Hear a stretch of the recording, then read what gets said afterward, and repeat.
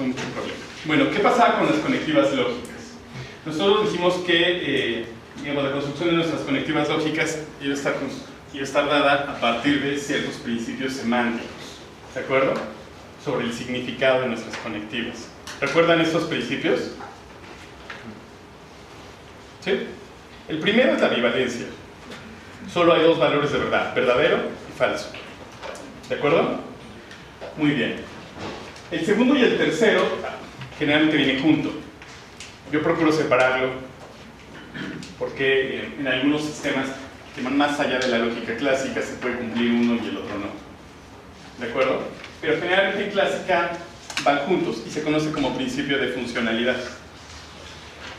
Es decir, es una función en el sentido de que a cada letra proposicional, en ese sentido, a cada proposición, a cada idea simple se le asigna un valor de verdad y ese valor de verdad tiene que ser único.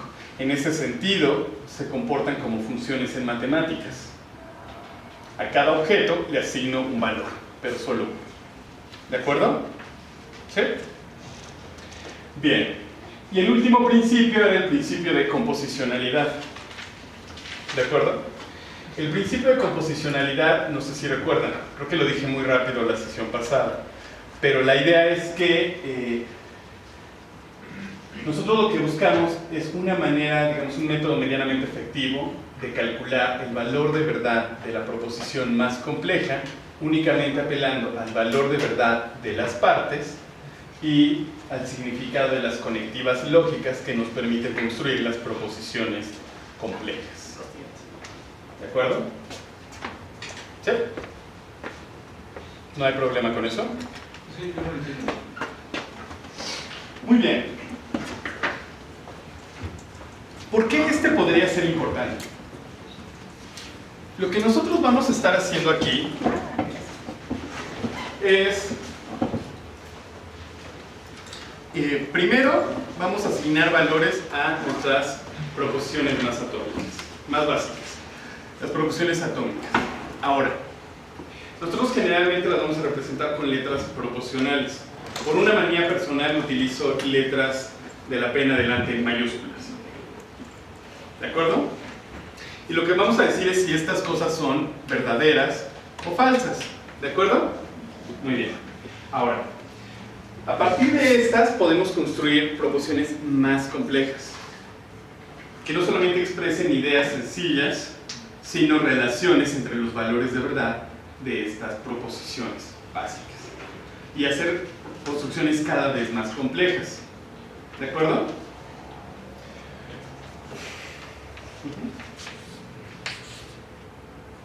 Aquí quisimos usar este.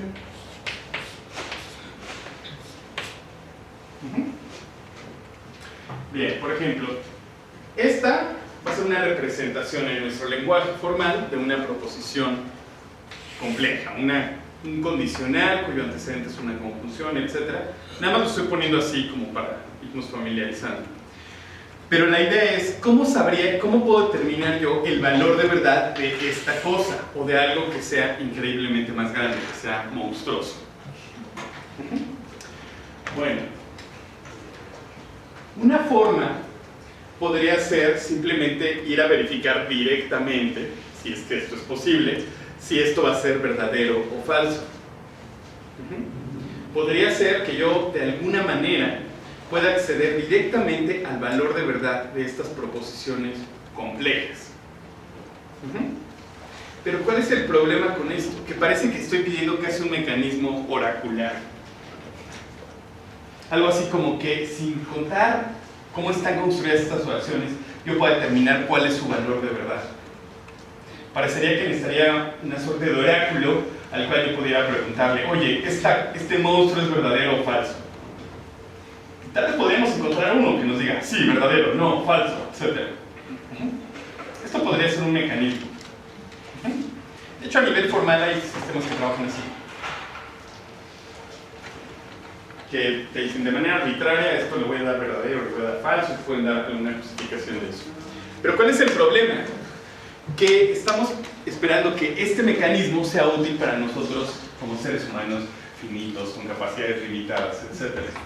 Y como nosotros no somos oráculos, este mecanismo de ir directamente a ver cuál es el valor de verdad de cada constructo parece poco práctico. Incluso si pudiéramos desarrollar una suerte de habilidad, algunos de sí, no, sí, verdadero, falso, perdón. Entonces, ¿qué es lo que vamos a hacer nosotros? Bueno, en lugar de utilizar un mecanismo de ese estilo, lo que vamos a hacer es decir, bueno, ¿cómo puedo calcular el valor de verdad de esta cosa? Bueno, lo que voy a hacer es fijarme en si esto es verdadero o falso, las proposiciones atómicas, las ideas más simples, y voy a decir qué significan estas conexiones, de qué manera relacionan los valores de verdad de las proposiciones más simples. ¿De acuerdo? Ahora, si yo tengo eso, puedo garantizar tener un principio de composicionalidad. La idea va a ser que lo que estoy asumiendo es que el valor de todo esto es calculable, o está completamente determinado a partir del valor de verdad de las letras proposicionales que aparecen y del significado de las conectivas lógicas. Y esto, como los significados son más o menos manejables, ya hace que alguien con un poco de habilidad para hacer cálculos más o menos sencillos pueda determinar cuál será el valor de verdad de esa proposición compleja, siempre y cuando conozca el valor de verdad de las partes más simples y conozca el significado de las conectivas que las unen. ¿De acuerdo? La verdad es que para mí esa pregunta es muy importante, especialmente aquellos que vayan para el área de filosofía de las matemáticas. ¿Quiénes son los que van a filosofía de las matemáticas? Nadie. Yo. Muy mal. No, ¿por qué me refiero? ¿Por qué decía esto? Bueno, esto tiene todo que ver con cuestiones epistémicas en algunas tradiciones en filosofía de las matemáticas.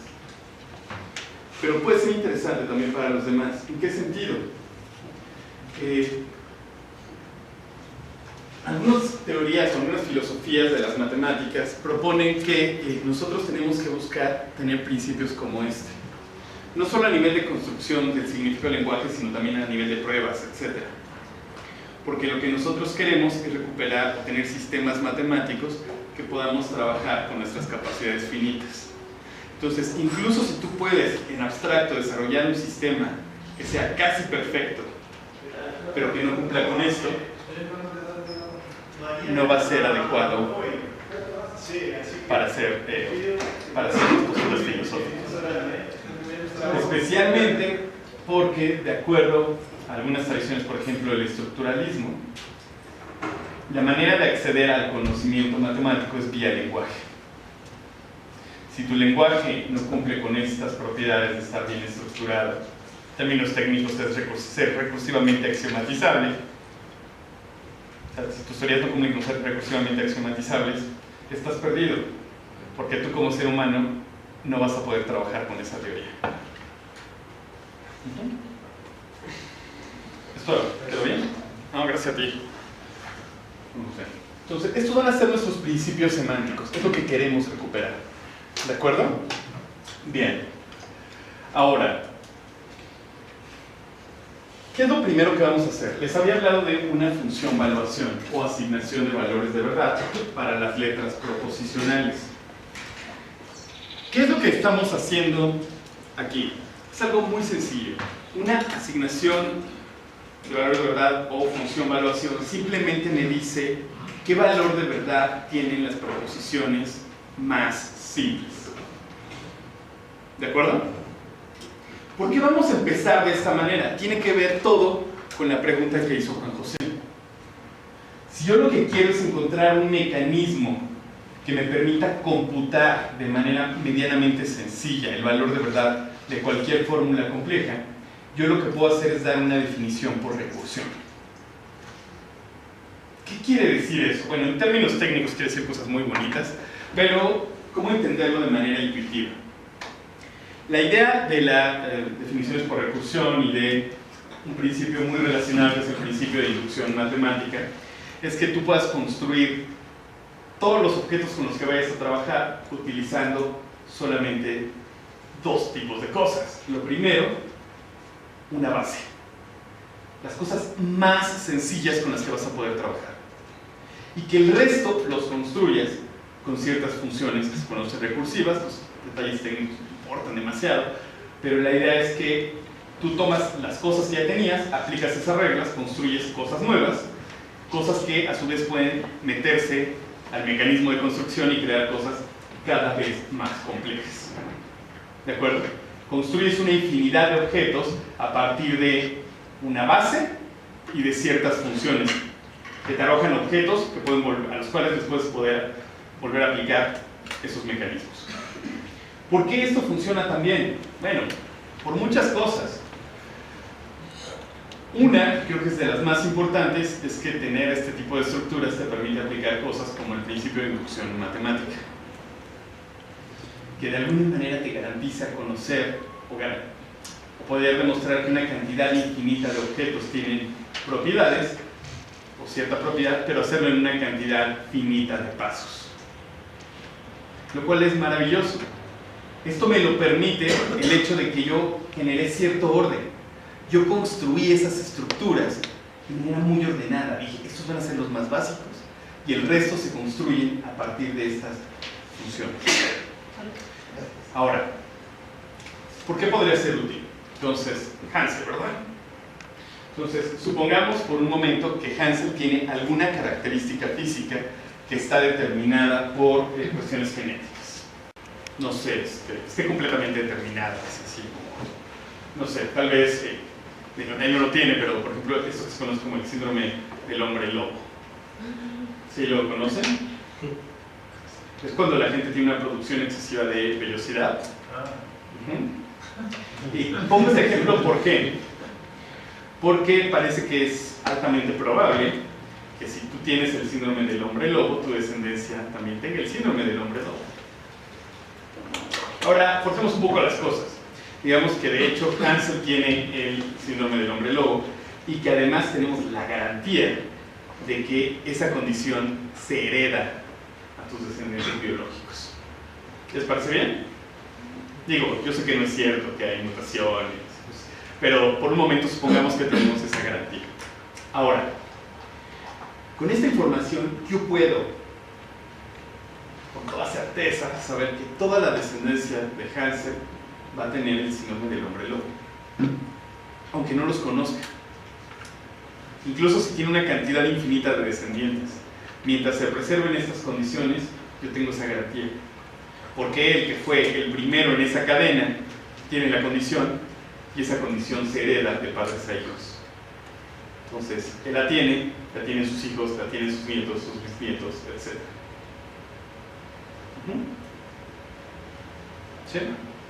Entonces, por eso nos conviene tanto hacer definiciones recursivas. Si nosotros damos esa estructura, nosotros podemos probar y hacer muchísimas cosas porque forzamos una estructura en los objetos con los que estamos trabajando. Podríamos haberlos tomado de manera aislada. Podría decir, no me importa la estructura, voy a tomar una fórmula por aquí, otra por allá, y un poco apelando a algún tipo de oráculo, mecanismo mágico, etc. A lo mejor en algunos casos puede ser muy viable, no lo sé. Pero, si nosotros forzamos la estructura, podemos aprovecharla para trabajar. Por ejemplo, lo que estamos haciendo aquí es exactamente lo mismo. Lo que yo estoy haciendo es dar una definición que me va a permitir determinar el valor de verdad de cualquier proposición apelando a una base. ¿Cuál va a ser la base? Mi función valuación, que a los objetos más básicos de mi teoría les va a asignar un valor de verdad. Y después voy a dar un conjunto de reglas que me van a permitir asignar valor de verdad a proposiciones más complejas.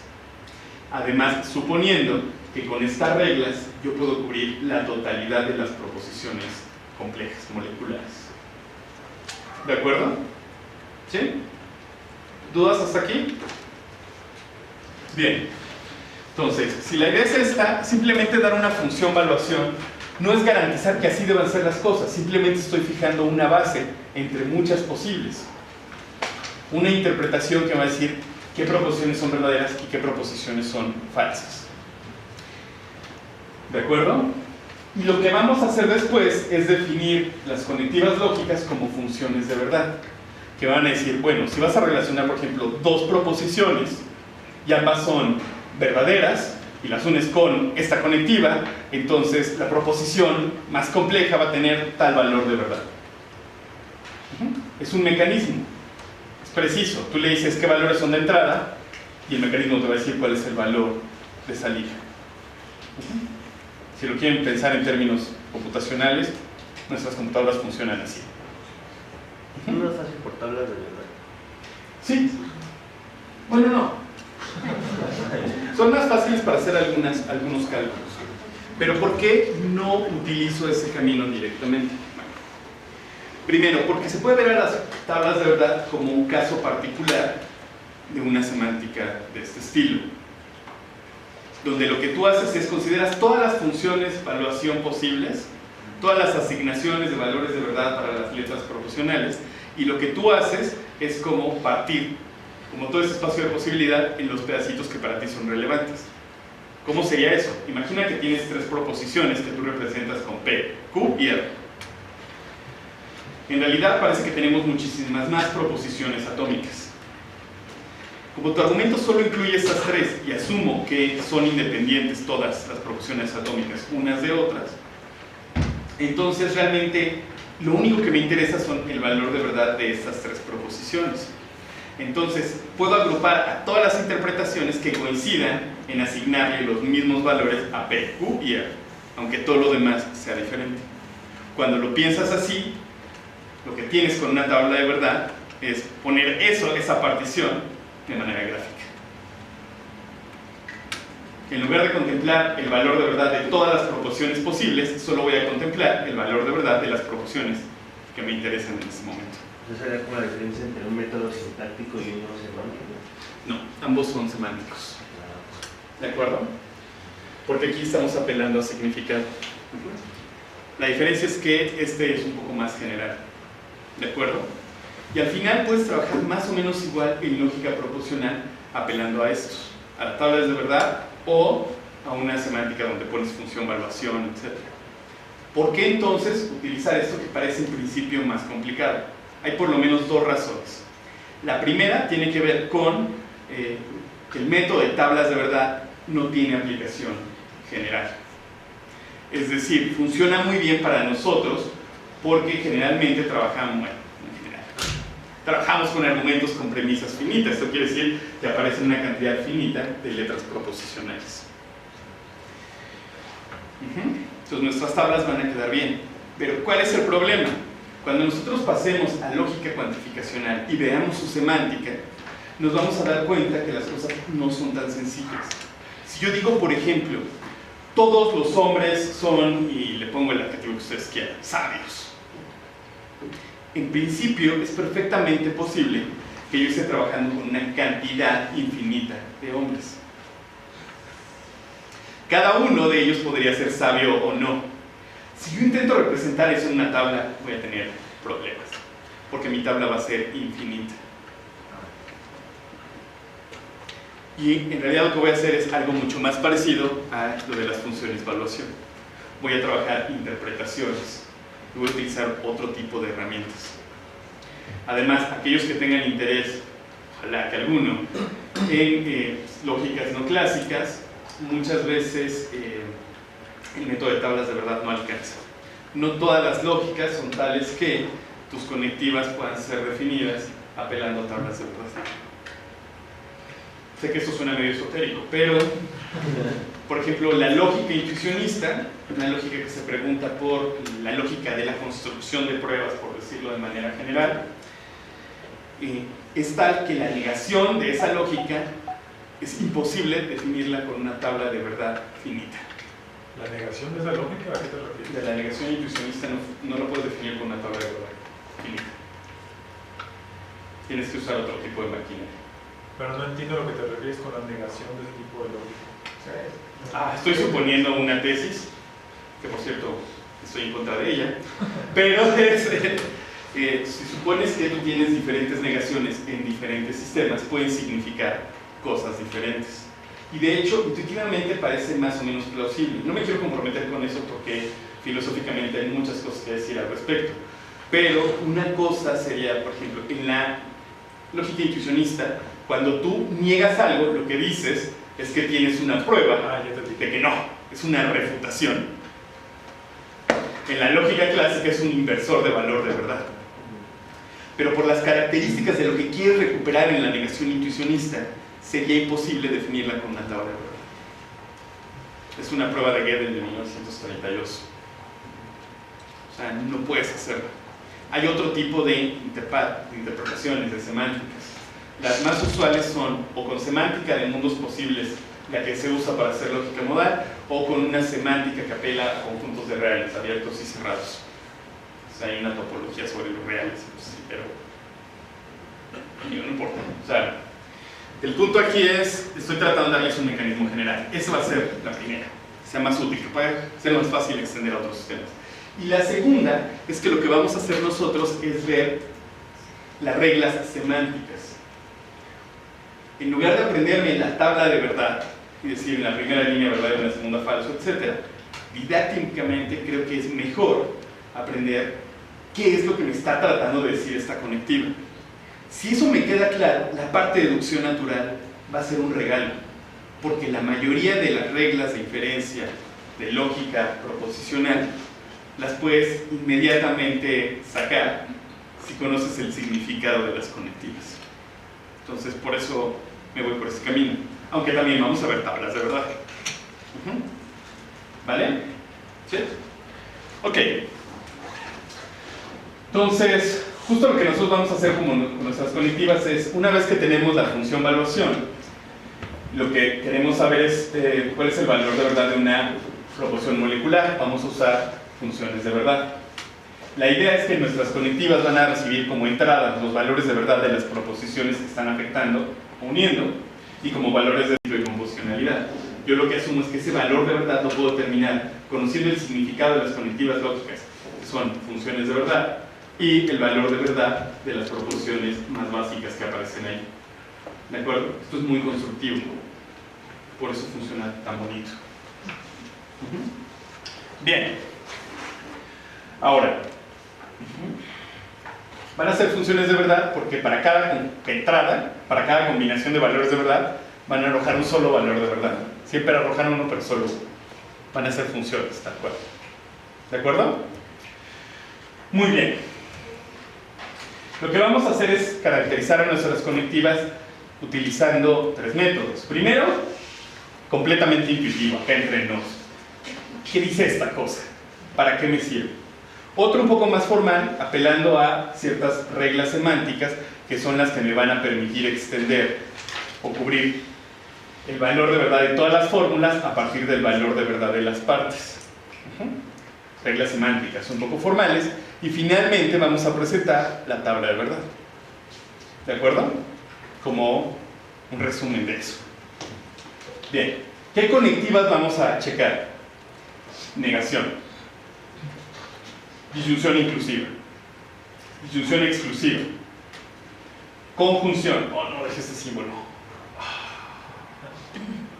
Es que me recomendaron que lo cambie por los alumnos que van a llegar a ser disléxicos, porque se puede confundir con la disyunción inclusiva. Entonces voy a cambiar la presentación y voy a usar ampersand. ¿Sí? ¿Cómo es? El et. Sí, ese. Et en español, si mal no recuerdo, ampersand en inglés.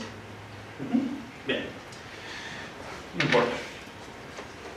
Condicional material, que tal vez algunos de ustedes, especialmente los que estudiaron alguna carrera de corte formal, científico, no sé, o sea, físicos, matemáticos, computólogos, etc., que estudian muchas cosas formales, odian esto, los confunde porque ellos usan una flechita, pero aquí vamos a darle herradura. ¿De acuerdo? Supongo que a algunos filósofos también les tocó flechita. Muy mal. No, sobre todo cuando estás trabajando con funciones. Después, cuando combinas esto con funciones, la flechita en realidad funciona para marcar cuál es el dominio y el codominio de una función. Y claro, dado el contexto, puedes tener ahí, puedes resolver, ¿no? Si es un condicional o indica dominio y codominio. Pero mejor, pues ya herradura, y así como... Al fin que los que ponen la convención al revés no saben escribir. No, no es cierto. Bueno, que solo era una broma, solo era una broma. Bicondicional material o equivalencia material. Y de todos estos que vamos a checar, vamos a excluir a la disyunción exclusiva y nuestro sistema solo va a utilizar negación, disyunción inclusiva, conjunción, condicional material o implicación material y bicondicional material o equivalencia material plus la constante falsedad, que es una conectiva lógica degenerada porque no conecta a nadie. Por ejemplo, la negación afecta a una proposición, a lo que niegue. La conjunción conecta a dos proposiciones. La constante falsedad no conecta a nadie. Su función es algo así como: yo soy falsa. Oye, yo soy falsa. ¿De acuerdo? ¿Cómo sería una conectiva lógica, si no una edad? Es una función de verdad. Ah, ok. Solo que el conjunto, el dominio es vacío. O sea, por eso es degenerada. Sale de género, aunque dada la definición formal de conectiva lógica, cumple con todos los requisitos. Simplemente es un mecanismo que no necesita que le metas entrada. Es poco interesante. Generalmente buscas mecanismos donde le puedas meter diferentes cosas y te arrojen diferentes resultados. La constante falsedad va a ser algo así como: oye, ¿y dónde le meto algo? A ver, la activo, ¡pum! Saca falso. ¿Y cómo le haré para que cambie falso? Ok, ya entendí. No es muy divertida, pero funciona. Como función técnicamente, para Emilio puso cara de fuchi, es una función del conjunto vacío a los valores de verdad. De hecho hay dos: la constante falsedad y la constante verdad, y nosotros solo vamos a usar la constante falsedad por términos, porque es bastante práctico para el tipo de sistema que vamos a estar utilizando. Y utilizando eso vamos a definir algunas otras conectivas. ¿De acuerdo? Bien, rápidamente, esto ya lo habíamos checado. Quiero saber si tienen dudas. La negación lógica, tal como nosotros la vamos a trabajar, no necesariamente corresponde a lo que nosotros en lenguaje natural llamaríamos negación. Porque puede ser que cosas que nosotros identificamos como negación en lenguaje natural no se adecúen perfectamente a la definición formal de negación lógica. ¿De acuerdo? ¿Sí? ¿A qué me refiero? Bueno, hay veces, existen casos en donde técnicamente si pongo dos cosas que se contraponen, que son contrarias, pero que no cumplen con esto de siempre invertir el valor de verdad. O sea, cosas como: no pueden ser las dos verdaderas, pero en una de esas podrían ser ambas falsas. Y a veces la gente cree que eso es una negación del lenguaje natural. Cosas del estilo: todos ustedes son muy humildes. Después, bueno, no, ninguno de ustedes es humilde. ¿Vale? Nosotros podríamos decir que estas dos oraciones se contradicen. No pueden ser las dos verdaderas, porque para que sean verdaderas yo tendría que poder tomar a cualquiera de ustedes. Por ejemplo, ¿me recuerdas su nombre? Orlando. Tomo a Orlando, y Orlando tendría que ser humilde y al mismo tiempo no ser humilde. Pero eso es imposible. No podrían ser ambas verdaderas, pero podrían ser ambas falsas. Por ejemplo, si de aquí para acá son humildes y de aquí para acá no. No es cierto que todos son humildes, pero tampoco es cierto que ninguno lo es. Eso es que son contrarias. Aristóteles ya nos había dado una teoría sobre eso. Ahora, si eso cuenta o no como una negación en el lenguaje natural o algo por el estilo, quién sabe. La gente suele usar el lenguaje de formas misteriosas. Pero lo que yo podría decir es: bueno, si sí, pues qué bueno, y si no, qué bueno. ¿Por qué? Porque yo di una definición fuera de ese fenómeno, y lo que voy a ver después es si, utilizando la definición, puedo recuperar este fragmento del lenguaje natural o no. ¿Qué fragmentos puedo recuperar? ¿Qué fragmentos no? Etcétera. ¿De acuerdo? Entonces, ¿cuál función de verdad? Lo que hace mi negación simplemente es invertir valor de verdad. Solo afecta una proposición, y lo que hace es: si la entrada era verdadera, la negación te va a dar falso. Y si la proposición original era falsa, la negación te va a dar verdadero. Le cambia el valor. ¿Vale? Bien. Como tabla de verdad, vamos a tener aquí, sea esta una proposición simple o compleja. No importa, la que tú quieras. Esa proposición va a ser o verdadera o falsa. ¿De acuerdo? ¿Sí? Pero si es verdadera, su negación va a ser falsa, y si es falsa, su negación va a ser verdadera. ¿De acuerdo? Bien. Y ahora, la regla semántica. Aquí pongo las dos simplemente porque sé que a veces a la gente le gusta ver el sí, solo sí. Pero la idea es, dada cierta interpretación de la cual yo partí y ahora quiero extender a todas las fórmulas, si en mi interpretación original la proposición alfa es falsa, en mi interpretación su negación va a ser verdadera y viceversa. ¿No hay problema con esto? Y en general funciona muy bien como nuestra negación en lenguaje natural. Bueno, no estoy seguro. Eso depende mucho. Es que la verdad es que la adecuación de estas herramientas para el análisis del lenguaje natural es una cuestión muy complicada, que no se puede resolver de un plumazo. Ahí hay que poner de acuerdo a lingüistas, filósofos del lenguaje, lógicos. A veces tienes que tomar postura metafísica. Está complicado. Bien, conjunción. La conjunción lógica, que me equivoqué y voy a estar utilizando este símbolo simplemente para evitar problemas de confusión. Alguien me sugirió que como la conjunción con este símbolo y la disyunción inclusiva con este se parecen tanto, hay muchos chicos que las confunden. Y después pensé un poco y dije, mira, yo soy disléxico y me pasa. Bueno, tal vez debería cambiarla. No debería hacerle caso a la gente, debería ser más totalitario. Bueno, en fin, la conjunción lógica lo que hace es conectar dos proposiciones. Tiene dos entradas. Necesito el valor de verdad de dos proposiciones. Y lo que hace es afirmar que las dos cosas suceden, o sea, que las dos cosas son verdaderas. La conjunción lógica, eso es como de manera intuitiva. La conjunción lógica lo que dice es, para que yo sea verdadera, las dos cosas que conecto tienen que ser verdaderas. Lo que estoy diciendo es que las dos sí, verdadero y verdadero, ambas. Por eso funcionaba el ejemplo de Laura es psicóloga y Javier es físico, porque ambas oraciones eran verdaderas, ¿de acuerdo? Ahora, ¿qué pasa si yo cambio las oraciones y tengo valores de verdad diferentes? Por ejemplo, Laura es psicóloga y Javier es computólogo, estudió ciencias de la computación. A pesar de que la primera oración es verdadera, la segunda sería falsa. Y entonces, si yo las uno con una conjunción lógica, la proposición compleja sería falsa, porque el compromiso de la conjunción es que ambas deberían ser verdaderas. Y aunque una parte sea verdadera, la proposición completa va a ser falsa. ¿Dudas con esto? ¿No? ¿Ya quedó un poco más claro que la sesión pasada? Bien. Como tabla de verdad, ¿cuáles son las combinaciones de valores de verdad posible de las partes? Ambas verdaderas, la primera verdadera y la segunda falsa, la primera falsa y la segunda verdadera, o las dos falsas. ¿Por qué solo esas cuatro? Porque esto es puramente combinatorio. Simplemente me dice, ¿cuáles son las combinaciones posibles de las entradas? Bueno, solo tengo dos valores de verdad y solo tengo dos. La primera puede ser o verdadera o falsa, y dependiendo de cada elección, la segunda puede ser o verdadero o falso, o verdadero o falso. Cuatro combinaciones.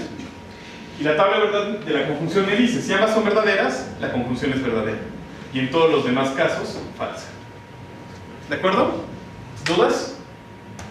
Bien, como regla semántica, la primera, la conjunción va a ser verdadera en esta interpretación si, solo si, las dos proposiciones que unes son verdaderas.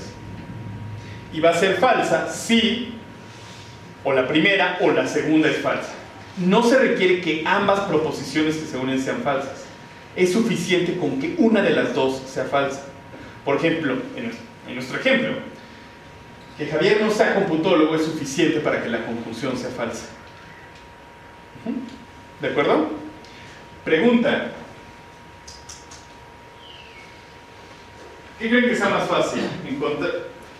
¿Probar la falsedad de una conjunción? ¿Qué requerirá menos información? Es un enemigo.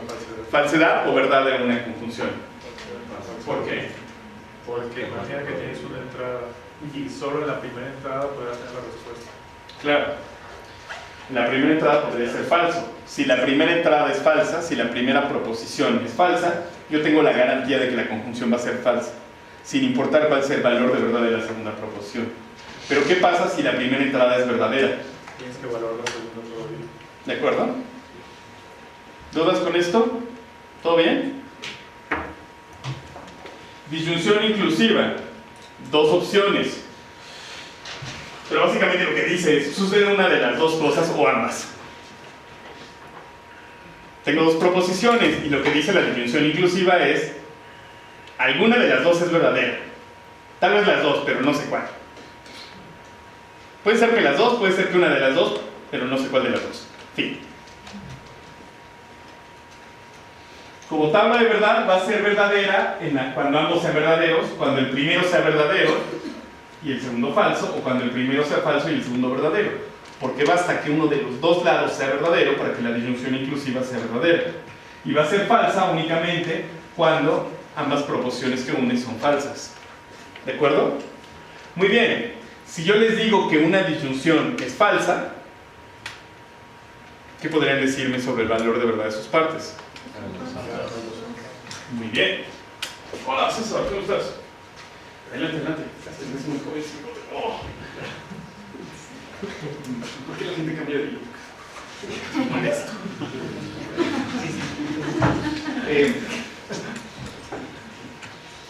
No, no es cierto, César. Esto es muy importante en el siguiente sentido. Déjenme contarles una anécdota que creo que clarifica bastante este punto. No es que yo sea un tipo reaccionario, pro autoridades, o por el estilo, tal vez sea, no sé, nunca lo he pensado, pero recuerdo que hace unos años en la Facultad de Filosofía, como aquí de la UNAM, como casi nunca sucede, había un movimiento social que tenía un pliego petitorio. Esta vez yo no entendía muy bien por qué, pero pedían que quitaran las cámaras, que quitaran la educación continua, porque la educación tiene que ser gratuita para todos, que quitaran las fotocopiadoras, que las fotocopiadoras las fotocopias fueran gratis para todos los alumnos, que la comida fuera gratis para todos los alumnos, pero faltaba otra.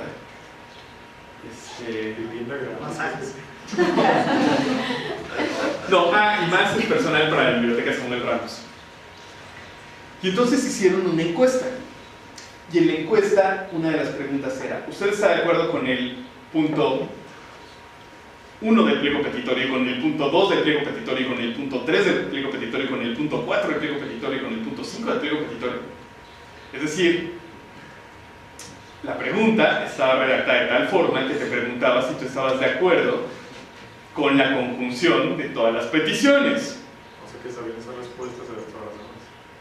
Ahora, fíjate, si te dicen, ¿tú le darías verdadero a esto? O sea, ¿crees que todas estas deberían cumplirse? Por ejemplo, regresémonos acá.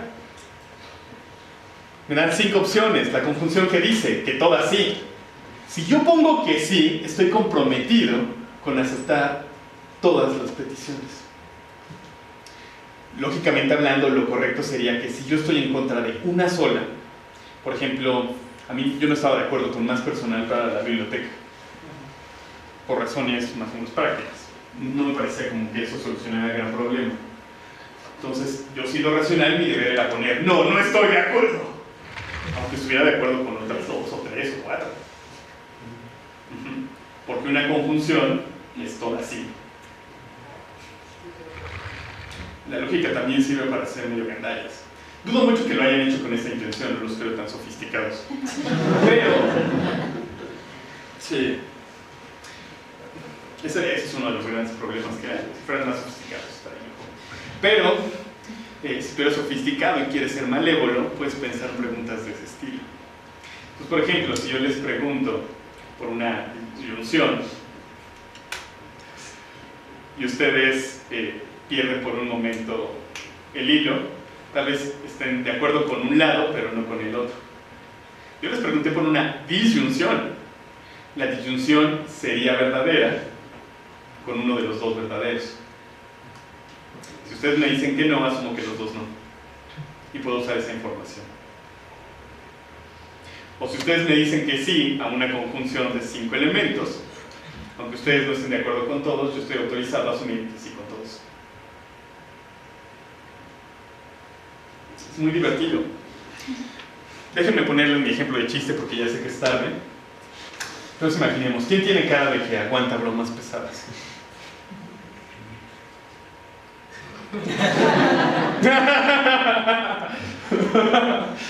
No es tan pesada, hombre. A ver, César.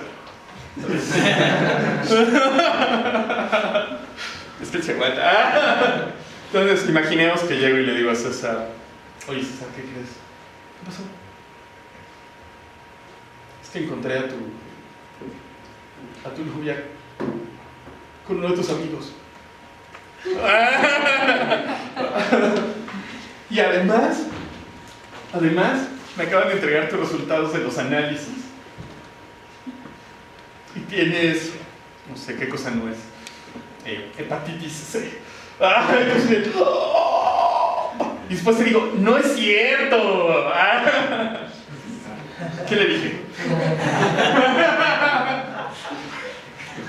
Que no alguna de ellas. Exactamente, pero mucha gente lo que asume cuando pasa una situación similar es que ninguna de las dos.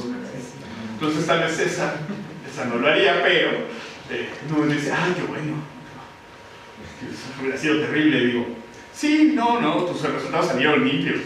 O sea, no tienes hepatitis C. ¿Y ves? Ahora ya me está dando otra noticia,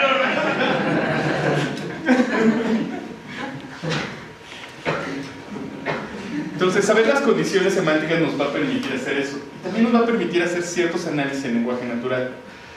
Una de las cosas que siempre va a ser un problema es saber si ese fragmento del lenguaje natural que estamos tratando de analizar con nuestra maquinaria formal de verdad se comporta como dijimos que se comportaba. Pero eso se adquiere con un poco de práctica. Pero la disyunción inclusiva es mucho más sutil en términos matemáticos, porque tiene una relación fuerte con el condicional material. Sus significados tienen una conexión. Y como los matemáticos fueron muchos de los que desarrollaron estos sistemas, favorecieron la disyunción inclusiva sobre la exclusiva. Y la otra razón es que en realidad no necesito postular o tener la disyunción exclusiva para expresar esta idea de que dos oraciones tienen diferente valor de verdad, porque eso lo puedo decir utilizando otras conectivas lógicas. De hecho, nosotros vamos a tener 6 conectivas lógicas, pero en sentido estricto podría llegar hasta tener una sola conectiva y decir todo con esa conectiva. ¿Cómo? ¿Junto con la negación? No, solita. Ahorita la vamos a ver. De hecho, hay 2, y se puede probar que solo son esas 2. La flecha de Peirce y la barra de Sheffer. Con esas puedes decir todo lo que tú quieras. O bien podrías quedarte, por ejemplo, con negación y conjunción y decir todo. Solo que las cosas serían mucho más complicadas.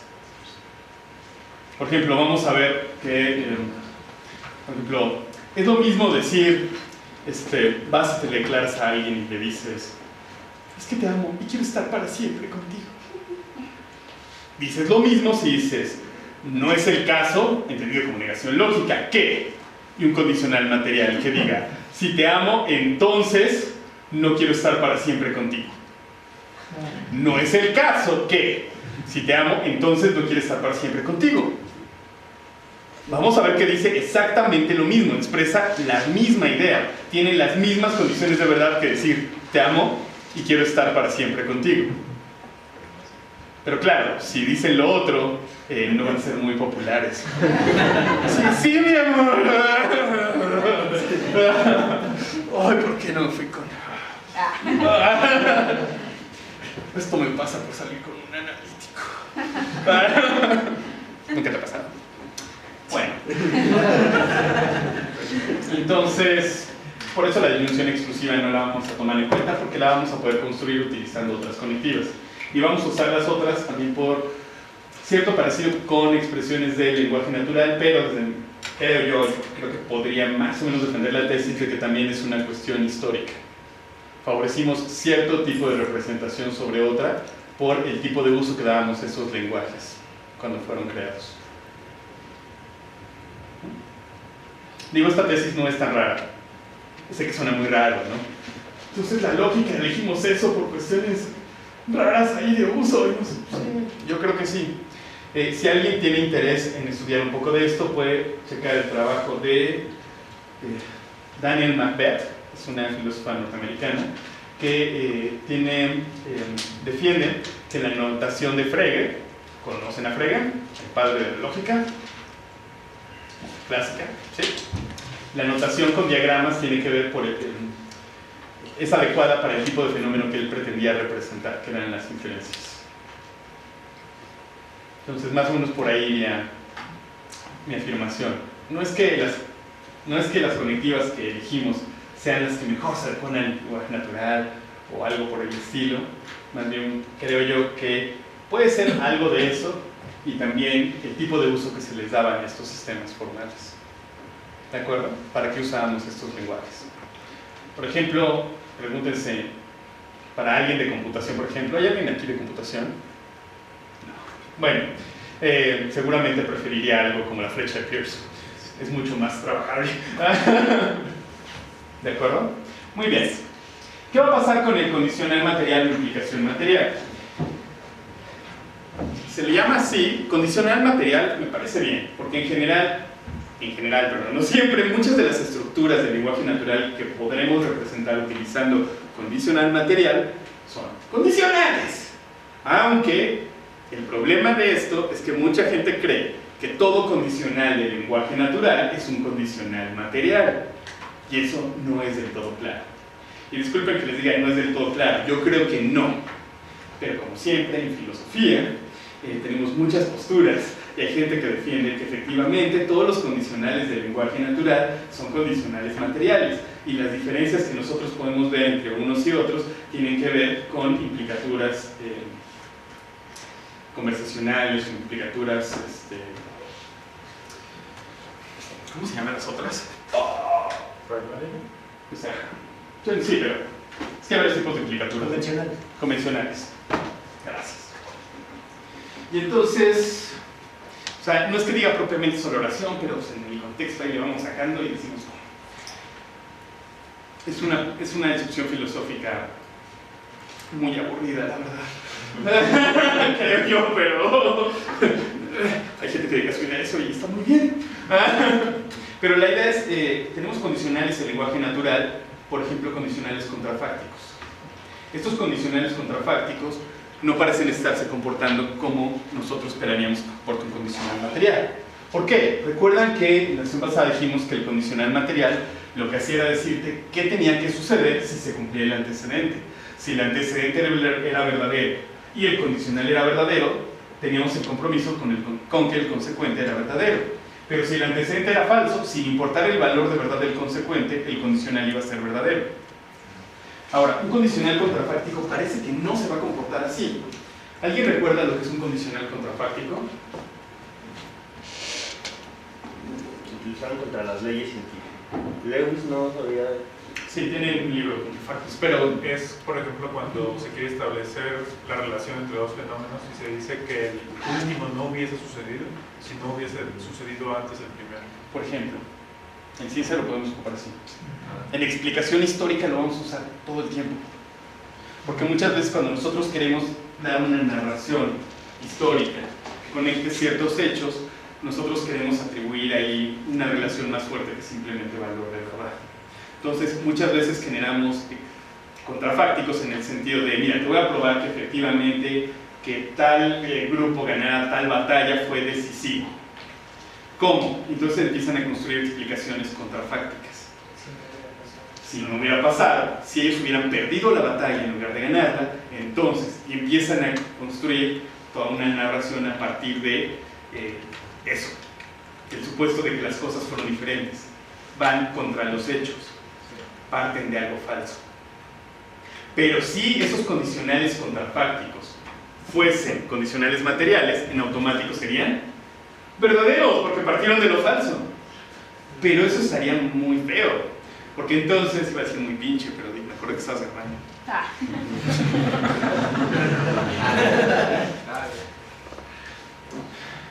Imagínense que cualquier explicación histórica de ese estilo esté chida, esté buena, esté bien.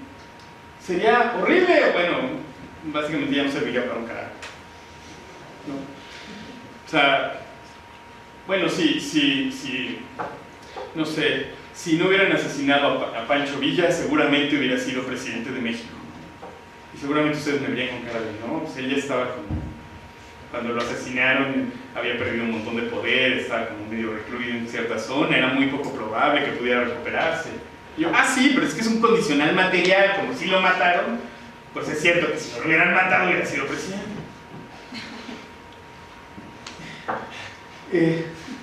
No sé si eso me sirva para el objetivo que tengo, que es generar explicaciones de cierto tipo.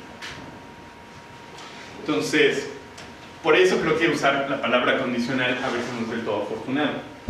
Ahora, implicación material también tiene sus problemas. Como yo prefiero verlo es como preservación de verdad, pero no en general, como en la validez. En la validez tú dices preservación de verdad en toda situación posible. Pero en el caso de los condicionales materiales, estás hablando de preservación de verdad, pero en una situación concreta. Materialmente hablando, en una situación particular, preservación de verdad. Y la evaluación o el valor de verdad del condicional, ese sí va a depender de cada situación en donde lo estés evaluando. Si estoy hablando de preservación de verdad de antecedente a consecuente, fíjense bien que no tendría muchos problemas para explicar la tabla. De verdadero a verdadero. A partir de la verdad, llegué a la verdad. ¿De acuerdo? ¿Sí? Partir de la verdad, llegué a la falsedad.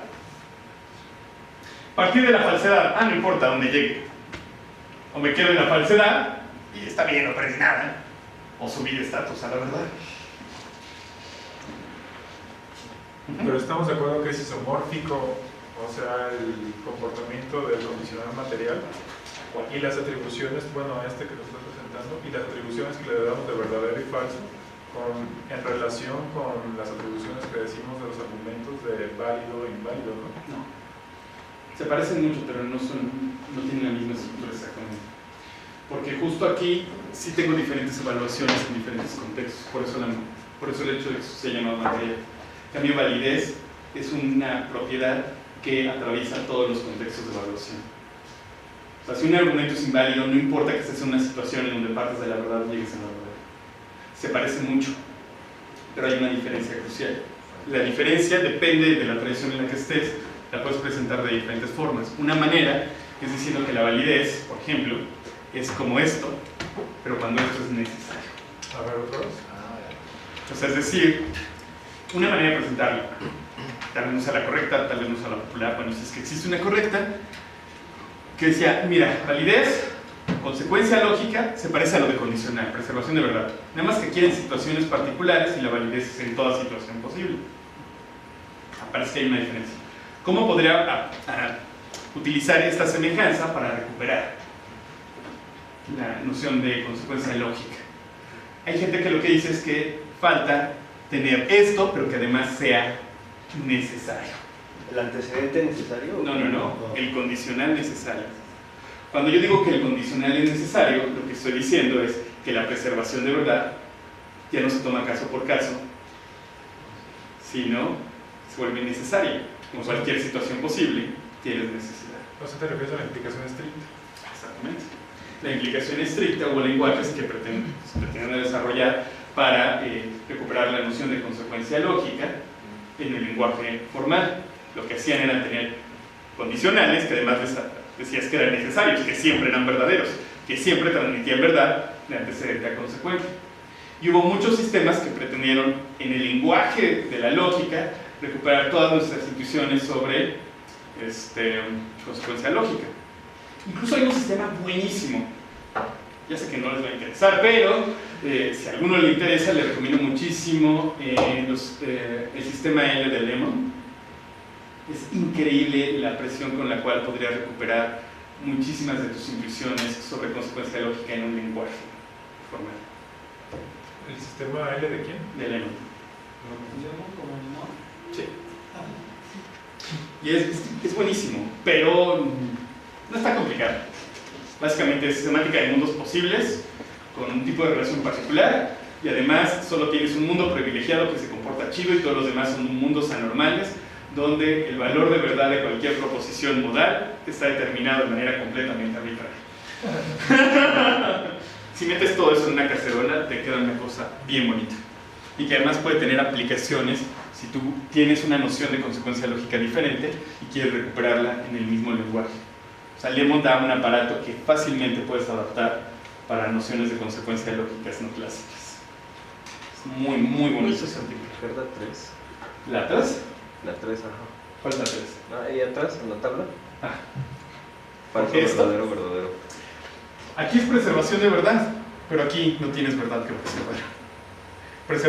Preservación de la verdad, no de valor de verdad, no es preservación de valor de verdad, es preservación de el valor de verdad verdadero. Pero aquí no lo tienes. Es como una promesa. Cuando no se cumple, es libre. ¿No? Del estilo, tienes a un amigo y él quiere que vayan a tomarse una cerveza. Y tú de repente puedes decir, bien, vamos a tomarnos la cerveza si ese cabrón maestro de lógica nos deja salir a las 8. Es más que nada, sí, del maestro. Y como no los dejes salir a las 8, tú ya no tienes obligación. Puedes ir si quieres o puedes no ir y no estarías faltando a tu palabra. Porque tú le dijiste que ibas a hacer si los dejabas salir temprano. Pero como eso no pasó, tú no tienes compromiso alguno. De hecho, creo que es de los pocos ejemplos que más o menos se puede rescatar sin problemas del lenguaje natural. Si los condicionales son horribles, porque son un lenguaje natural. Este está bonito.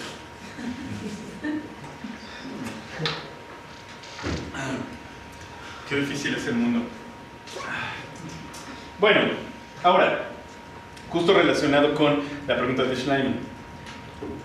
Me gusta mucho esa pregunta. ¿Por qué? Porque ¿cómo puedo dar las condiciones de verdad de un condicional?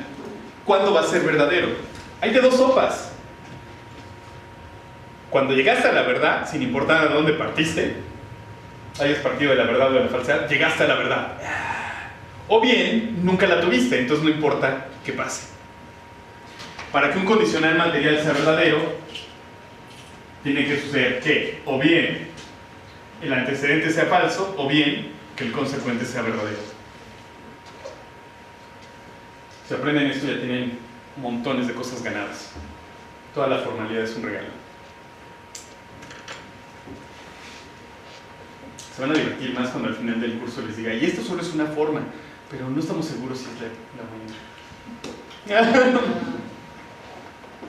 Qué triste. ¿Y cuándo va a ser falso? Un condicional material es falso si y solo si antecedente verdadero y consecuente falso. Partes de la verdad y llegas a la falsedad. ¿Sí? ¿No hay bronca? Bien. Generalmente se dice que el antecedente es condición suficiente para el consecuente y que el consecuente es condición necesaria para el antecedente. Y eso es más o menos importante recuperar. Esto nos ayudaría mucho, por ejemplo, a que ustedes puedan parafrasear las oraciones que venían en la tarea 1. ¿Lo puedes volver a repetir, por favor? El antecedente del condicional se conoce como la condición suficiente para el consecuente y el consecuente del condicional se conoce como la condición necesaria para el antecedente. Y esto puede servir mucho, por ejemplo, para parafrasear y para formalizar. Ahora, hay que tener muchísimo cuidado, porque cuando se da esto he escuchado a maestros muy respetables diciendo, no, esto no se come, ¿por qué creen que le estamos asignando una carga modal? Algo más fuerte, como necesidad en serio. No, estamos hablando del condicional material, es el condicional de mentiras. ¿Qué quiere decir que el antecedente sea suficiente para el consecuente? Que si el condicional material es verdadero y el antecedente es verdadero, ¿qué valor de verdad debe tener el consecuente? Verdadero. Es suficiente si el condicional es verdadero, es suficiente que el antecedente sea verdadero para que el consecuente sea verdadero. Y hay algún tipo de condición mística, causal, nomológica entre el antecedente y el consecuente. No. Y ya, si te conformas con eso, decir que es la condición suficiente no está tan mal. ¿Y en qué sentido el consecuente va a ser condición necesaria para el antecedente? Suponiendo que tu condicional es verdadero, si no sucede el consecuente, si el consecuente es falso, ¿qué valor de verdad tendría el antecedente? Si es verdadero, se va a este caso, ¿están de acuerdo? El 2 fuchi, condicional falso. Ahora, ¿en cuál de estos el consecuente es falso? Solo en la última línea. Entonces, si el condicional es verdadero y el consecuente es falso, el antecedente también. Porque si el antecedente fuese verdadero, estaríamos en el caso de la falsa. Pero yo no entiendo, por ejemplo, en la línea 2, entonces, ¿por qué sus antecedentes con condición suficiente, por qué no influye entonces en el consecuente? El condicional, una cosa es lo que diga el condicional y otra cosa es si lo cumple. Es decir, el condicional lo que te estaría diciendo, esto es condición suficiente para esto. Y de hecho en la línea 2 por eso es falso, porque tal como son las cosas ahí, te están mostrando que no era suficiente. Porque sucedió el antecedente, pero no sucedió el consecuente. O sea que Ya ves, tú me dijiste que era suficiente, pero resulta que no, porque partí de esto era verdadero y llegué acá falso. ¿Viste? No es suficiente. ¡Ah! ¡Me metiste! Pero ese es el concepto entonces de suficiencia, está aplicado tal cual. pero aplica solo a las líneas de la tabla donde nos interesa la verdad. Es decir, la relación de necesario y suficiente solo aplica cuando estás buscando la verdad del condicional. Sí. Y entonces la explicación material es nada más el primer renglón o los primeros 2 renglones de lo que está ahí. No, todo. Todo. Todo.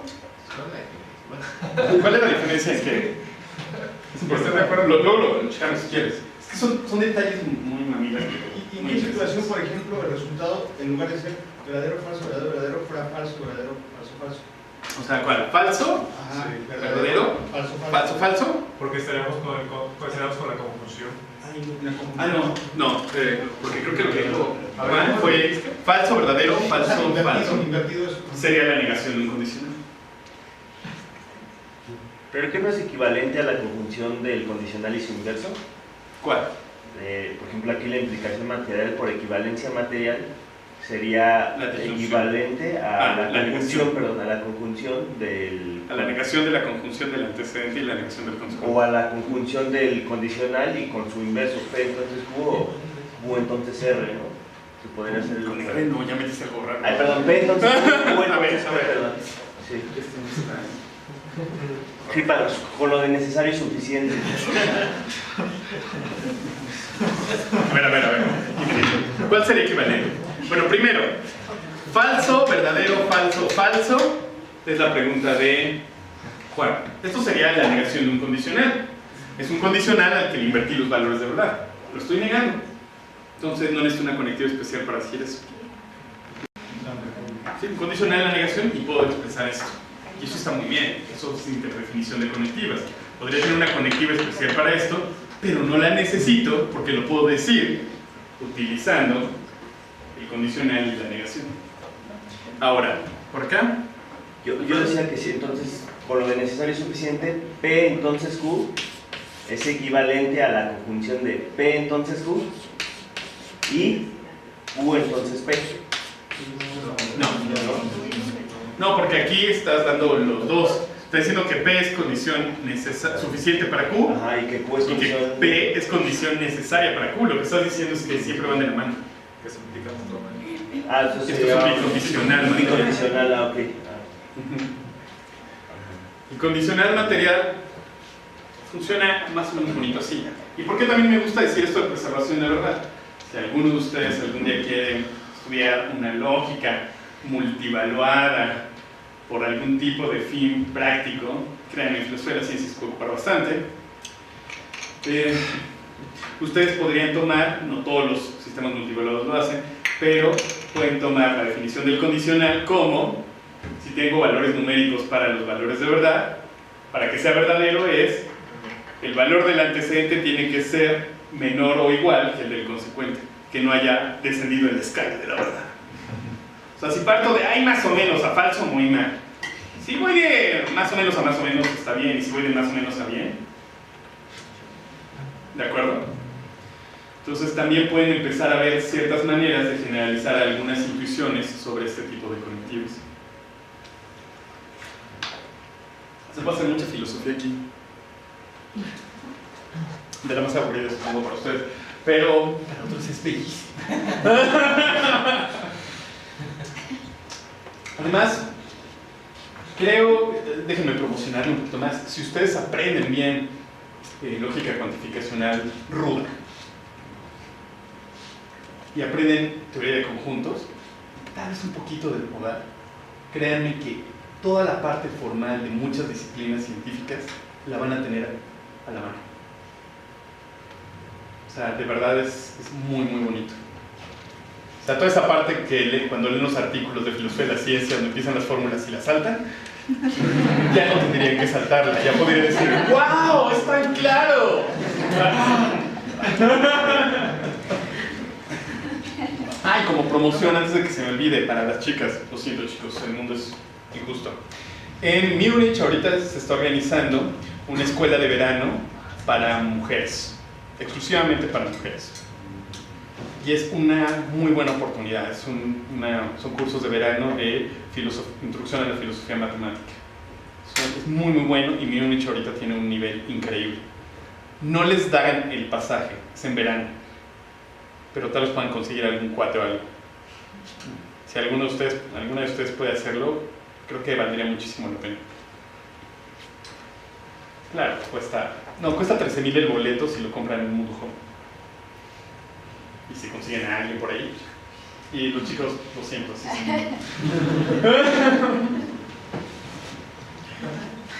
Bueno, bicondicional material o equivalencia material. ¿Por qué tiene dos nombres? Generalmente depende de cómo lo presentes. Cuando dices bicondicional material es porque estás pensando en esto que nos dijo Alfredo. El bicondicional más o menos tiene las mismas condiciones de verdad que la conjunción de los dos condicionales. Es como de ida y de regreso. Lo que estás diciendo es que P es condición suficiente para Q y que P es condición necesaria para que Q, y viceversa. Ambos son condición necesaria y suficiente para el otro, o sea, que siempre van de la mano, o sea, que siempre tienen el mismo valor de verdad. Y esa visión de siempre tienen el mismo valor de verdad es lo de equivalencia material. Cuidado, no es una equivalencia necesaria. Simplemente dice, quién sabe por qué, pero aquí los dos tienen el mismo valor de verdad. No sé si en todos los casos. La equivalencia puede ser una mera cosa de azar, pero aquí son equivalentes materialmente, en el sentido de que tienen el mismo valor de verdad. Y ahora, solo para que reflexionen un poco, están acostumbrados a definiciones que van con el sí y solo sí. ¿Están de acuerdo? ¿Ese será un bicondicional material, una equivalencia material o no? Diría que es un bicondicional material. ¿Sí? ¿Qué opinan todos? A veces. ¿Sí? No puede ser. Bueno, intuyo que hay ocasiones en las que no. Es una pregunta terrible, no se la saben. Es que, por ejemplo, De hecho, cuando no. estabas poniendo las definiciones, pero ¿cómo pones? Después de tabla de Sí, verdad, solo sí. pones Sí. ahí pones sí, solo sí, y justo según yo ahí no es un bicondicional. No, pero. No, yo diría Es que algo sí. más fuerte que un bicondicional. Es algo más fuerte que Ajá. Claro, pero más fuerte. En sí solo Porque no estoy diciendo que solo en una situación eso va a ser verdadero. Lo estoy dando como definicional. Es algo, una definición, por ejemplo, en alguna disciplina científica, no es algo que dependa del contexto en el cual estoy evaluando. No estoy afirmando la equivalencia material. En realidad estoy afirmando que ambos tienen el mismo contenido, expresan lo mismo. Exactamente. Siempre. Es decir, que no importa si lo pones como condición necesaria suficiente, siempre va a ser lo mismo. En el contexto de matemáticas es fácil confundirse, porque en matemáticas tenemos la ventaja de siempre vivir en el mundo de la verdad. Ahí no hay como que, bueno, ¿y si los números fueran de otra forma? Bueno, los números no sabemos si existen o no, pero asumimos que se portan muy bien. Entonces, realmente cuando tú estás dando una definición, no estás contemplando la posibilidad de que en alguna situación posible se cumpla un lado y el otro no. En todos los mundos posibles debe de ser así. Y en realidad en ese caso está funcionando como un bicondicional necesario. En el sentido de las definiciones. Y surgen preguntas filosóficas muy interesantes, como, bueno, si esto es cierto, entonces ¿cuál es realmente el lenguaje que estoy utilizando en matemáticas? ¿Hay modalidades por ahí metidas? Estoy hablando de necesidad cuando estoy hablando de ciertas definiciones en matemáticas o en otras disciplinas. Incluso, ¿qué pasa en filosofía cuando se chutan la definición tripartita de conocimiento? S sabe que P sí, solo sí. S cree que P P es verdadero y ese está justificado plus su versión favorita en creer que P. Ese no parece ser un condicional material.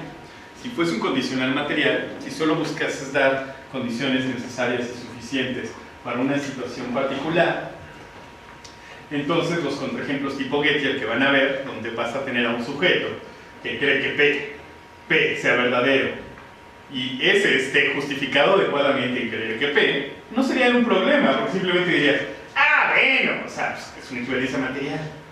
O sea, en general sí, pero aquí falló. Lo que nosotros estamos asumiendo es que aquí la conexión no solo es material, sino que es más fuerte.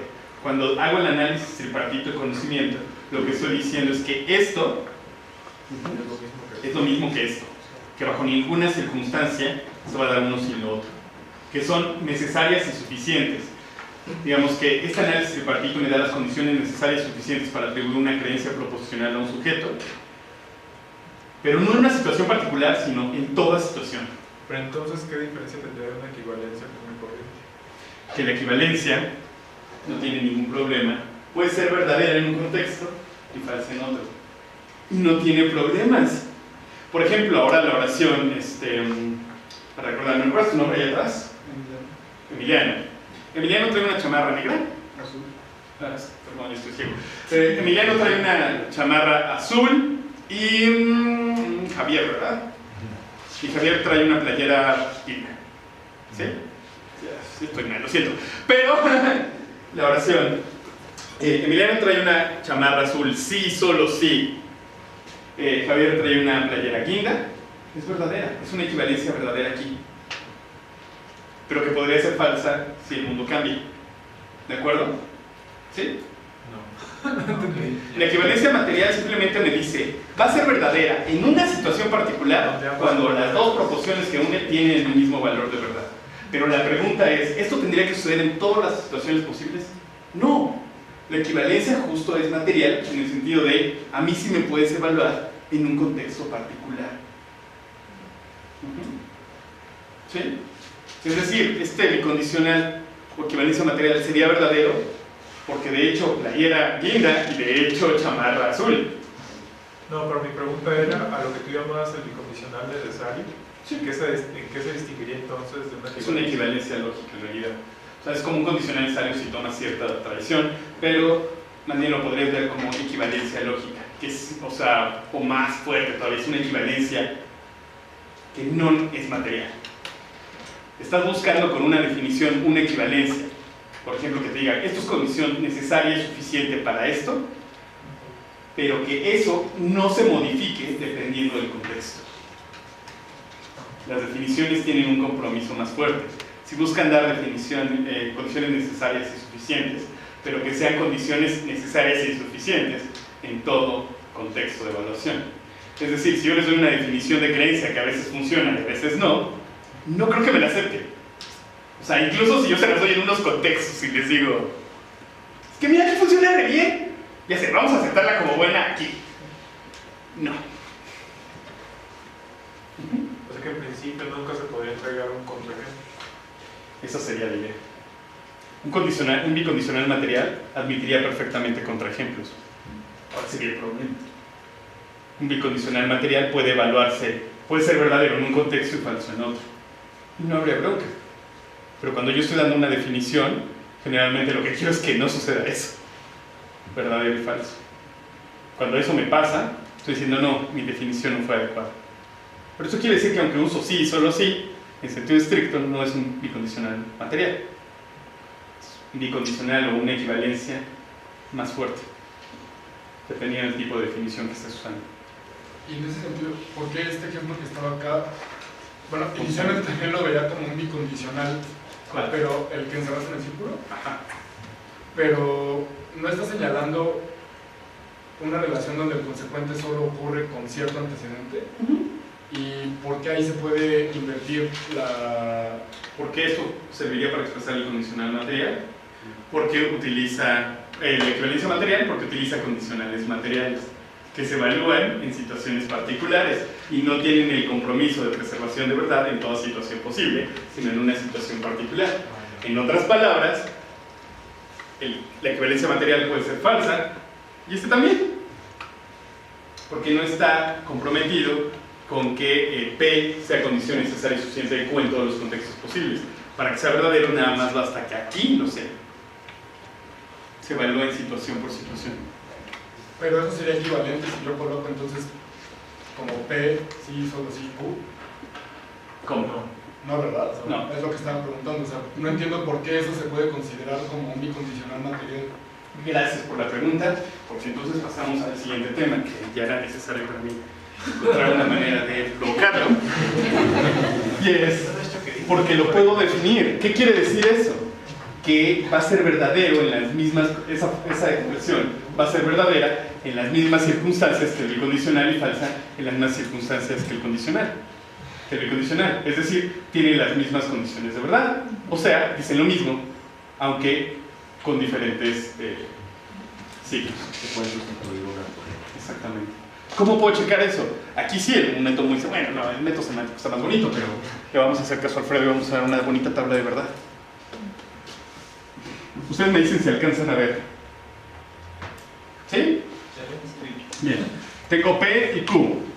Y tengo dos fórmulas aquí metidas. P sí solo si Q y tengo la otra.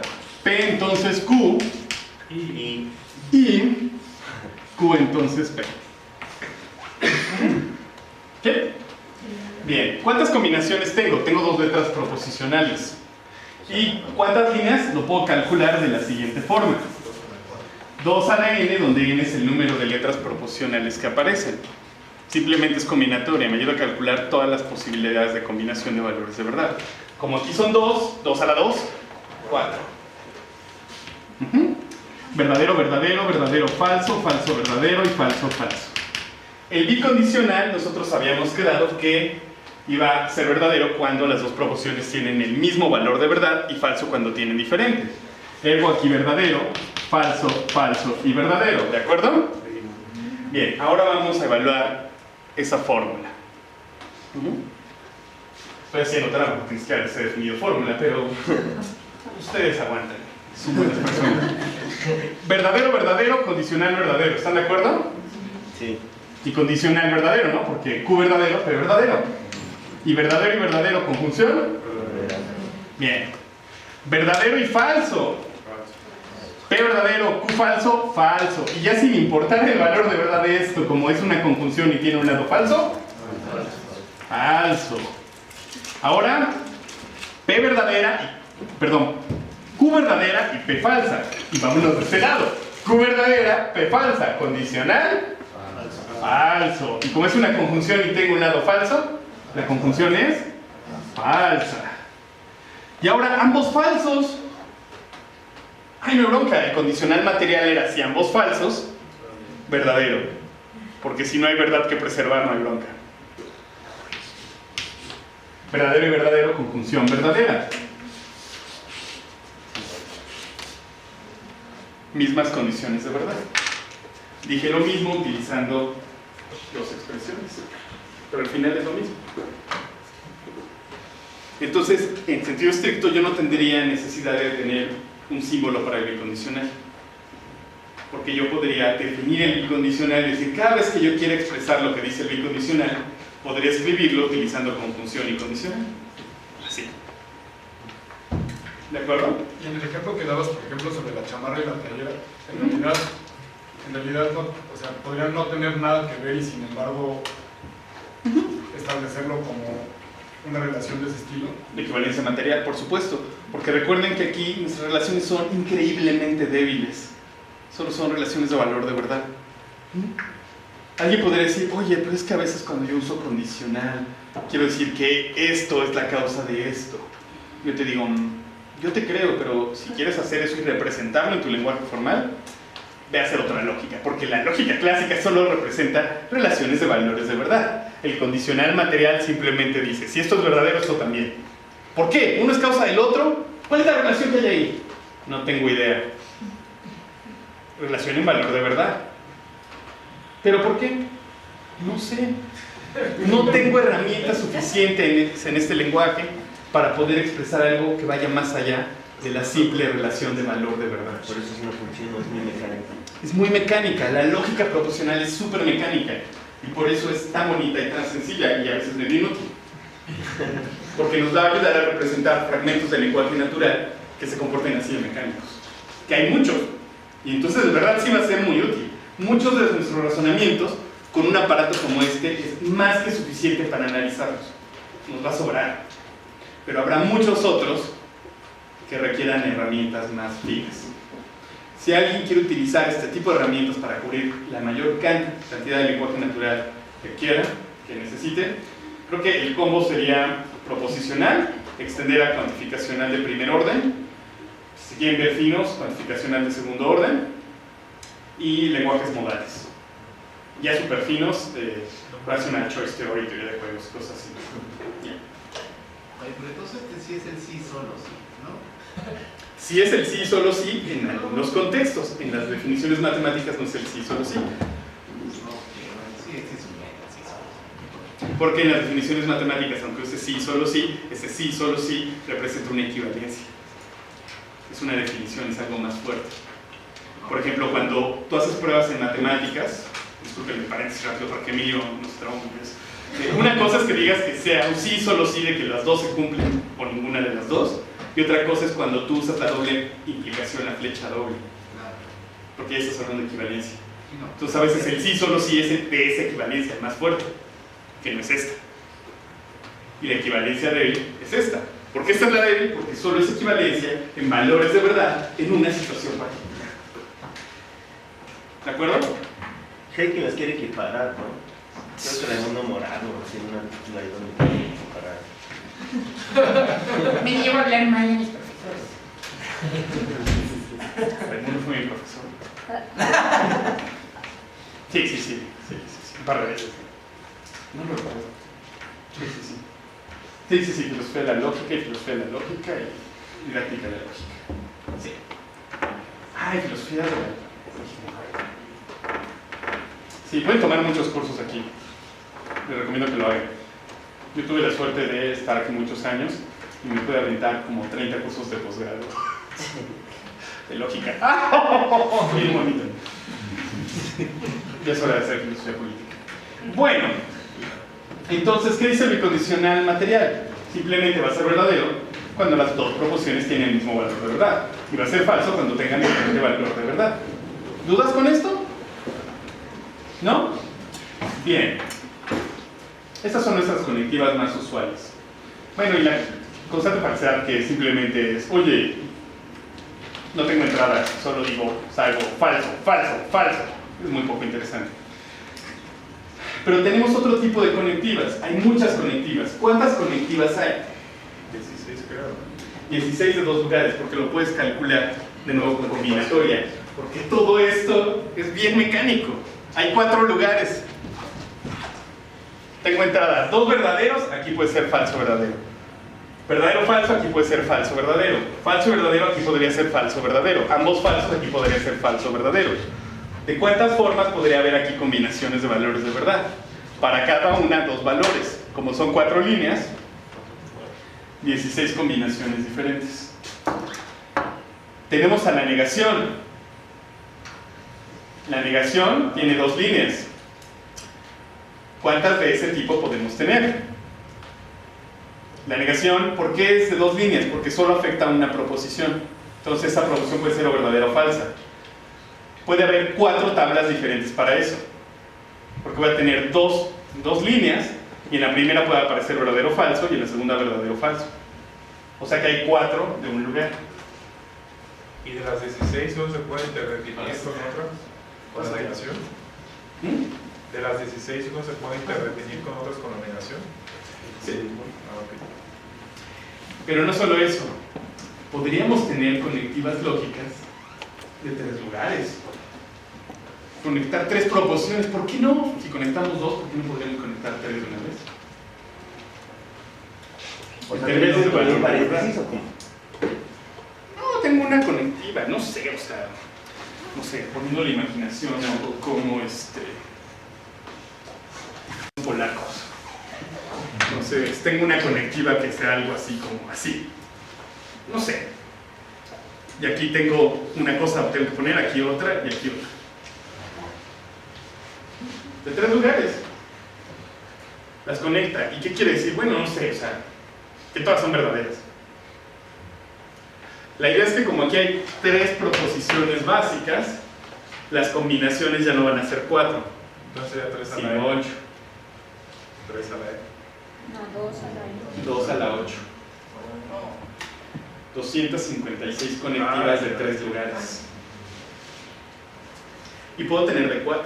Y solo cambiaría el 2 como cambiamos, por ejemplo, si aceptamos Si tienes 2 más valor. Aquí siempre va a ser 2 a la algo, 2 a la algo. Montones y montones de conectivas. Podemos tener conectivas de 4 lugares. Pero sí existen sistemas formales que las tienen. Sí. Pero nosotros no necesitamos algo tan sofisticado. En un mundo posible. ¿Por qué no necesitamos eso? Porque nosotros podemos expresar cualquier función de verdad con nuestras 5 conectivas básicas más la constante falsedad. De hecho, sería perfectamente posible hacerlo simplemente con la negación y el condicional, o con la negación o la conjunción, o con la flecha de Peirce. De hecho, buena parte de lo que se hace en computación solo es con flecha de Peirce. Ni esto, ni esto. La idea aquí es que nosotros podamos expresar todas estas combinaciones con poca maquinaria. La flecha de Peirce tiene 2 entradas y lo que afirma es que no sucede ninguna de las 2 cosas, que las 2 cosas que conecta son falsas. Ni esto ni esto. Por eso se parece a los circuitos. No, no.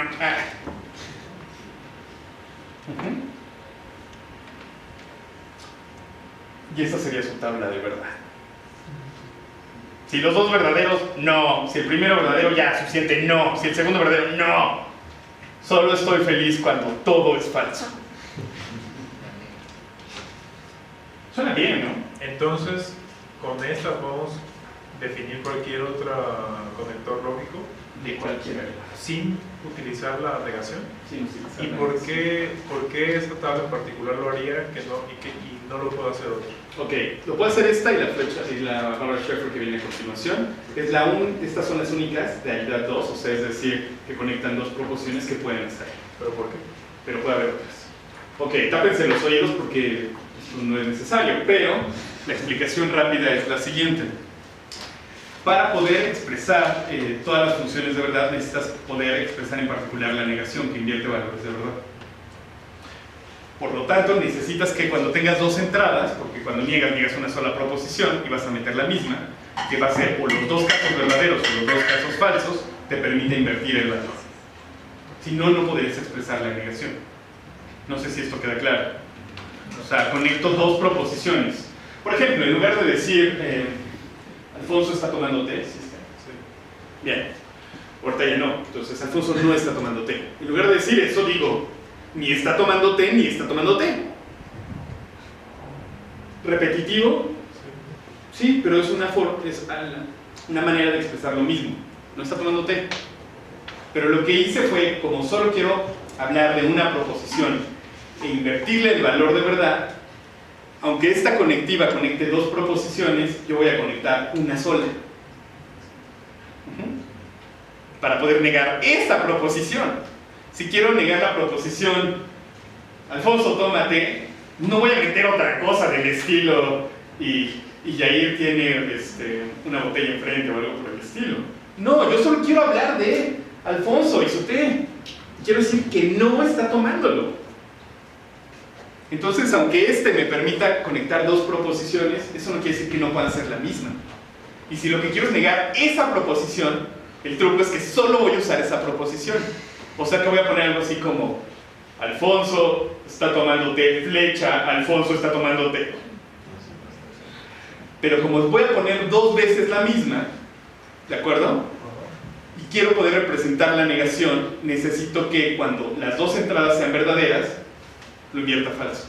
Y cuando las 2 entradas sean falsas, lo invierta verdadero. Si no, no voy a poder expresar la negación lógica, que invierte valores de verdad. Entonces, de requisito, esto tiene que ser falso y esto tiene que ser verdadero. Entonces, esta tabla describe, bueno, el significado de la flecha de Peirce tiene esa representación, porque en los tres primeros hay verdad y lo que no te está interesando es la verdad. No necesariamente. Déjenme decirles, déjenme acabar con esta explicación. Rápidamente necesito que cuando las dos entradas sean verdaderas me cambie a falsedad y que cuando las dos entradas sean falsas me cambie a verdad. Para poder negar. Si no, no voy a poder negar. Ahora, eso me deja 4 posibilidades, 4 combinaciones aquí posibles. 2 verdaderos, 2 falsos, falso, verdadero, verdadero, falso. Bien.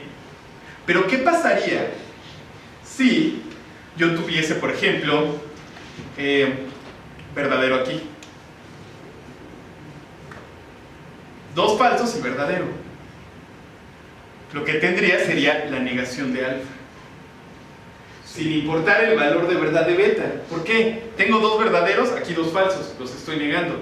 2 falsos, tendría 2 verdaderos. 2 verdaderos falsos. O sea que si la pongo así, saco a la beta. Porque ya todo depende del valor de verdad de alfa. Lo de alfa, no. Pero ya no puedo conectar con otra cosa y eso está muy feo. Esta conectiva que supone que conectaba 2 cosas, si la defino así, la segunda entrada no tiene la más mínima relevancia. O sea que se vuelve irrelevante porque será lo mismo que la negación y ya lo teníamos. No solamente se vuelve irrelevante. Para que tú puedas construir conectivas lógicas complejas necesitas poder conectar cosas. Y si lo defines así, en realidad, aunque aparezca aquí beta, nos va a importar un carajo, porque todo va a depender del valor de verdad de alfa. Entonces ya no te sirve para conectar y ya no podrías hacer construcciones complejas. ¿Y qué pasa si está al revés? Si aquí tengo verdadero y aquí falso. Ahora sería la negación de beta. Y me pasa exactamente lo mismo. Entonces, ¿qué combinaciones me quedan? Flecha de Peirce, 2 falsos. Y barra de Sheffer, 2 verdaderos. Son las únicas conectivas diádicas que te permiten expresar todas las funciones de verdad. Y esto porque son capaces de capturar la negación. Primero la negación y después porque no son triviales. Sí te permiten conectar. Es la explicación medianamente técnica. Si alguno de ustedes tiene ganas de vomitar, está bien. Bueno, pero regresando a la parte bonita, lo interesante es que la flecha de Peirce nos permite definir absolutamente todo. Toda función de verdad. Entonces, por ejemplo, ya no necesito negación, eso ya lo adelantamos. Si quiero decir, no sé, por ejemplo, del estilo Orlando, ya que me aprendí su nombre. Orlando, no sé, ¿qué no haces Orlando ahorita en este momento? Ve la tele. Ve la tele. Pero, ¿qué tal vez podrías hacer? Aprovechando que ya salió Blin. Bien, bueno. Pero entonces Orlando no está viendo la tele. Pero yo no tengo negación para decirlo, pero tengo la flecha. Entonces lo que puedo decir es Orlando, flecha. Orlando está viendo la tele, flecha. Orlando está viendo la tele.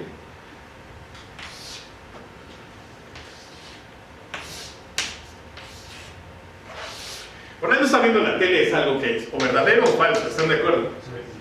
Si es verdadero, su negación es falsa, y si es falsa, su negación es verdadera. Y aquí lo que tengo es una flecha que une a 2 verdaderos. Verdadero y verdadero, falso. Falso. Y aquí tengo en esta línea una flecha que une 2 falsos. Verdadero. Entonces, en lugar de decir no o no alfa, digo alfa, flecha, alfa. ¿Queda esto claro? Excelente, porque va a ser parte de su sufrimiento. ¿Cómo podríamos decir que tanto esto como esto solo usando la flecha?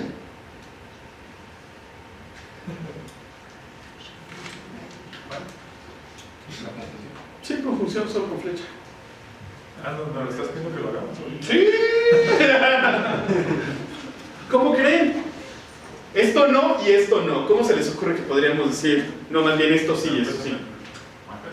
Piensen un momento. Mientras aprovecho para presentarles a Cintia. Ya les había hablado hace rato de ella, ya nos va a estar ayudando. Y va a estar asesorías, pero no buscadora ni nada. Los subimos al grupo, supongo. ¿De acuerdo? Entonces acósenlos a ellos y a mí.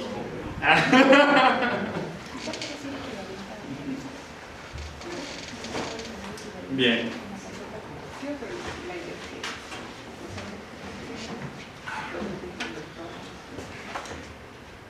Ya, pues me tardé demasiado.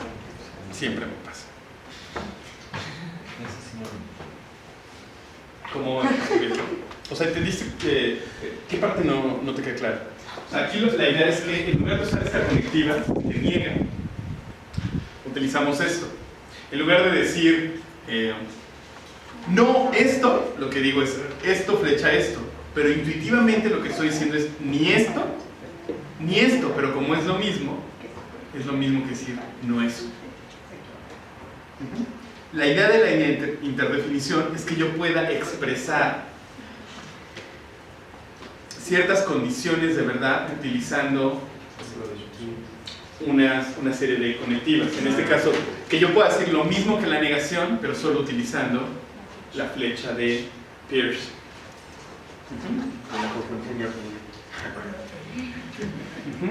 La barra de Schaeffer es así, esta es o no uno o no el otro.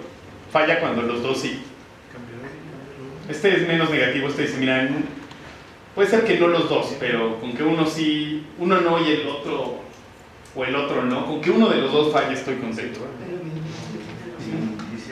O sea, piénsenlo, es como cuando tienen a un par de enemigos, los odian de verdad, entonces si están en mod flecha de Peirce dicen que los dos se mueren, solo así seré feliz. Pero si están un poco más relajados y simplemente les molesta la dupla, dicen, bueno, con que se muera uno o el otro, no importa. Pero solo funcionaría con la misma letra proposicional. Puedes meter otra, solamente se va a hacer más larga, ¿no? O sea, así es. Miren, por ejemplo,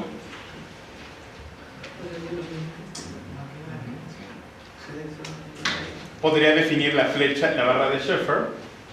No es el ejemplo que les pedí. Sí, no los usé de esa manera.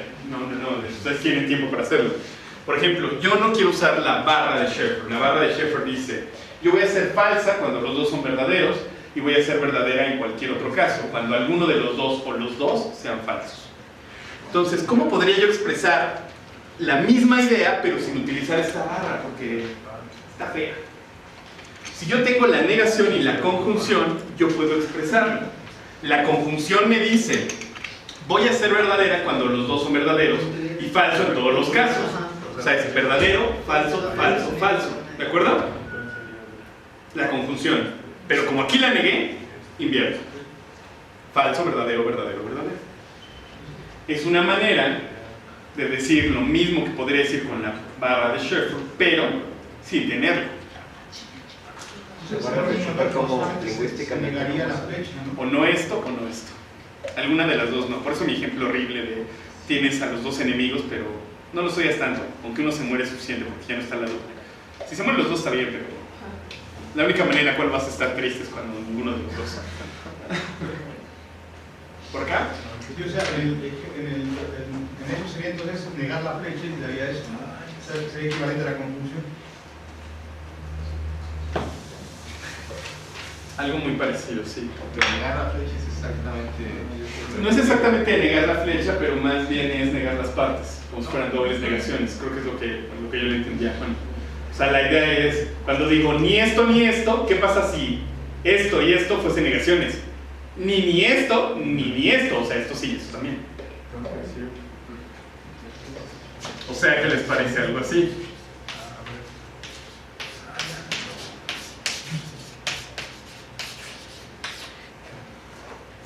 De acuerdo a lo que habíamos definido, esto es algo así. Y esto es algo así. Y esto sería, esto no, o sea que sí alfa. Y esto no, o sea que sí beta. Claro, esta sería una manera horrible de comunicarnos en lenguaje natural. Ni es cierto que ni te quiero, ni es cierto que ni quisiera pasar mi vida contigo, ni quisiera pasar mi vida contigo. ¡Ay, qué romántico! Pero asumiendo todos los principios y los significados que hemos adoptado aquí, expresa una conjunción. ¿De acuerdo? Bien. Entonces, hoy sí los voy a dejar salir temprano. Ya me pasé de listo. Quedan 2 minutos. Eso es temprano. Pueden preguntarle a Fer o a Cintia si alguna vez los dejo salir mucho tiempo antes de eso. Es inmoral. Lo que vamos a hacer es definición, interdefiniciones. Por ejemplo, una vez que yo hice esa prueba puedo decir que alfa barra beta, o sea, o no alfa o no beta, lo puedo escribir como no es el caso que alfa y beta. Por definición lo puedo introducir así. ¿De acuerdo? Estoy definiendo la barra en términos de conjunción y negación. Pero no se preocupen. Ustedes van a tener una oportunidad. De ahora en adelante, cada tarea va a incluir interdefiniciones de conectivas, que pueden ir variando. Cosas del estilo: tome usted el condicional y la disyunción. Defina tal cosa. Bien, bueno.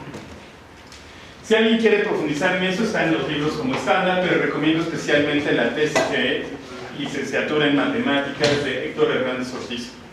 Él es actuario, originalmente, pues estudió filosofía de la ciencia, maestría en filosofía de la ciencia, doctorado en filosofía de la ciencia y se graduó de matemáticas. Su tesis lo que hace es como explorar todos los métodos de interdefinición de conectivos a partir de herramientas matemáticas. Cualquier cosa que quieran saber sobre interdefinición, está aquí. ¿Y dónde encontramos la tesis? En Tesiuna, la pueden descargar gratis de la red. Con estos datos, buscan Tesiuna, Héctor Hernández Ortiz 2010, ahí está, la descarga y la tienen para siempre.